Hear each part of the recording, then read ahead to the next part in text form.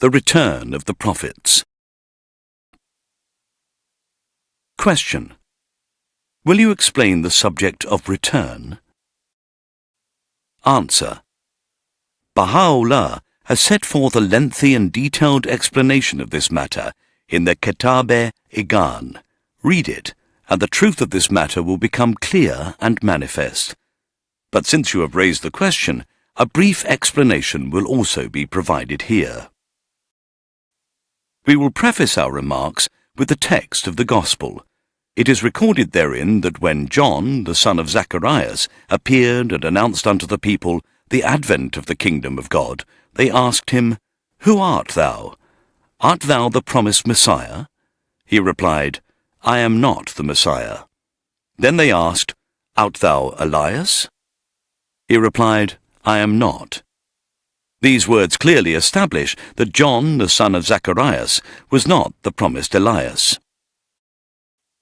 But on the day of the Transfiguration on Mount Tabor, Christ explicitly said that John, the son of Zacharias, was the promised Elias.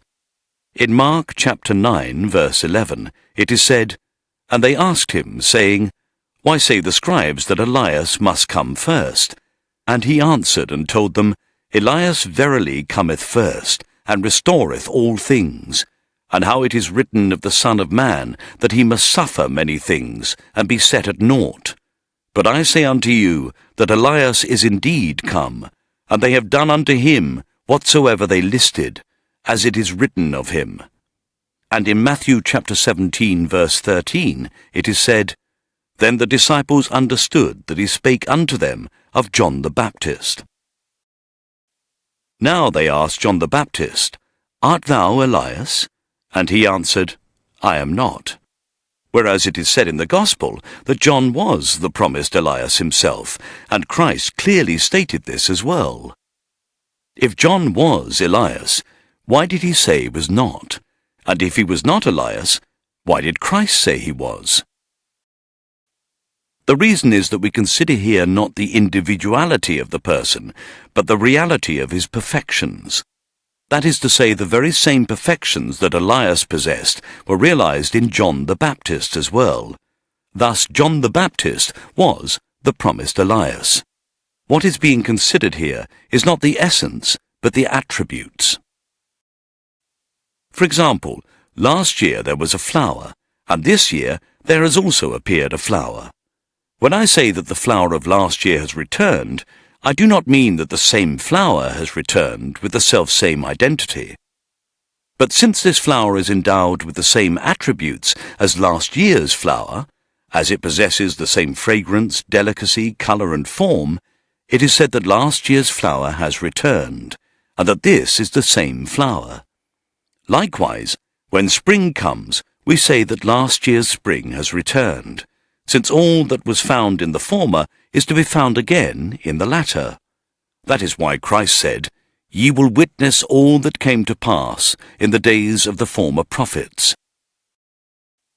Let us give another illustration. Last year's seed was sown, branches and leaves appeared, blossoms and fruit came forth, and in the end a new seed was produced.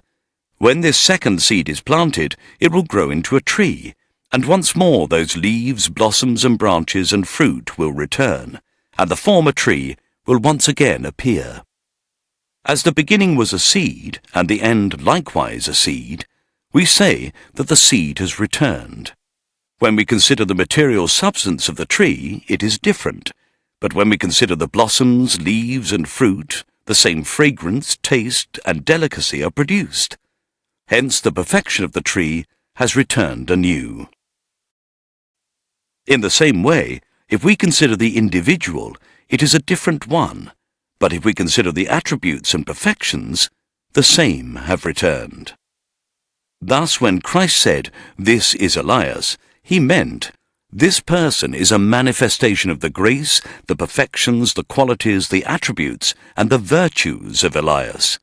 And when John the Baptist said, "I am not Elias," he meant, "I am not the same person as Elias." Christ considered their attributes, perfections, qualities and virtues, and John referred to his own substance and individuality. It is like this lamp. It was here last night. Tonight it is lit again, and tomorrow night it will shine as well.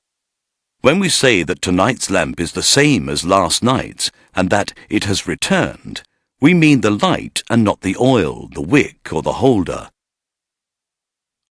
These considerations have been explained at length in the Kitab